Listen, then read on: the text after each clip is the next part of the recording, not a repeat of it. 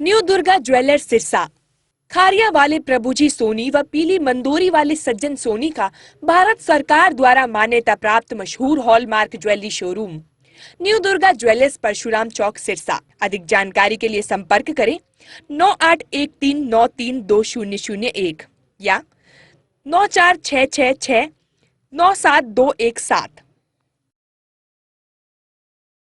नमस्कार, स्वागत आप सभी का के हरियाणा पे। इस वक्त तस्वीरें हम आपको चोपटा क्षेत्र से निकलने वाले हिसार घगर ड्रेन की दिखा रहे हैं, जहां आपको बता दें कि पिछले दिनों हिसार घगर ड्रेन पूरे उफान पे थी, जिससे चोपटा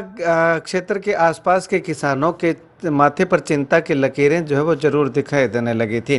किसानों को डर था कि इस बार भी हिसार घगर ड्रेन जो है वो जल त्रासदी जो है वो मचाने वाली है, यानी कि हिसार घगर ड्रेन के कारण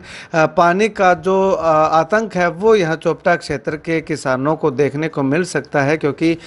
2 साल पहले की अगर बात करें तो काफ़ी ज़्यादा नुकसान जो है वो किसानों को हुआ था और 1 साल तक जो है वो पानी खेतों के अंदर खड़ा रहा था, जिससे सेम की समस्या भी जो है वो और ज़्यादा बढ़ गई थी।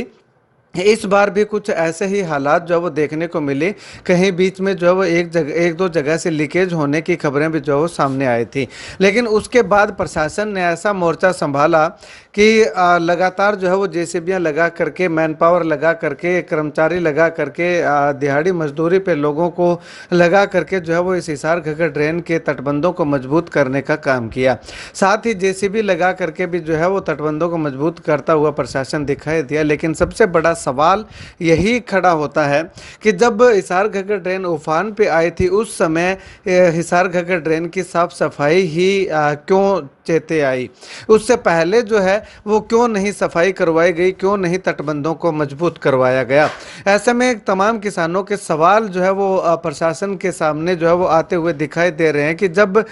मुसीबत सिर पे आन खड़ी होती है, उस समय जो है वो उस मुसीबत को टालने के अलग अलग रास्ते और तुरता फुरत रास्ते जो है वो अपनाए जाते हैं।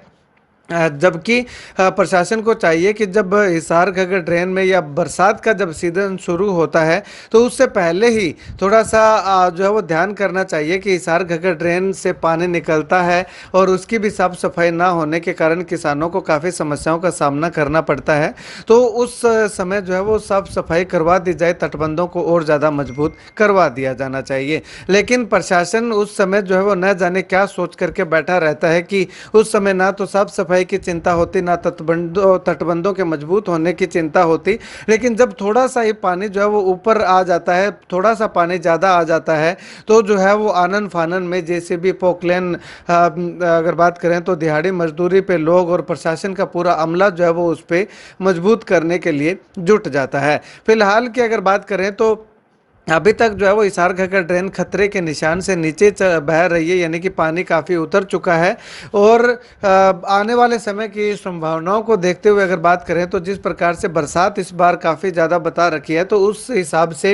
हिसार घगर ड्रेन में भी जो है वो उफान आने की पूरी पूरी संभावना दिखाई दे रही है। इसी को ध्यान में रखते हुए किसान भी अपने स्तर पर और प्रशासन भी जो है वो लगातार तटबंधों को मजबूत करने में जुटा हुआ दिखाई दे रहा है। खैर, किसानों से भी अनुरोध करेंगे कि जहां भी आपको लगता है कि तटबंध जो है वो कमज़ोर है, वहां अगर प्रशासन नहीं पहुंच पाता है तो आप जो है वो अपने स्तर पे भी जो है वो वहां पे कुछ न कुछ तटबंधों को मजबूत करने का काम करें, ताकि आने वाले समय में अगर फसल खराब होगी तो प्रशासन की फसल खराब नहीं होगी, किसानों की फसल खराब होगी। 1 साल तक पानी अगर खड़ा रहेगा तो केवल एक फसल नहीं बल्कि दो दो तीन तीन फसलों को जो है वो पानी खड़ा हुआ प्रभावित करेगा। खैर, आप अगर चोपटा इलाके से हैं तो आपको क्या लगता है, क्या हिसार घगर ड्रेन में फिर से उफान आ सकता है या फिर पानी जो है वो अब खतरे के निशान से नीचे बह रहा है, उसी प्रकार से बहते रहने की संभावना दिखाई दे रही है? खैर, आप सभी लोग इस वीडियो को लेकर के कमेंट जो है वो कमेंट सेक्शन में जा करके ज़रूर कीजिएगा।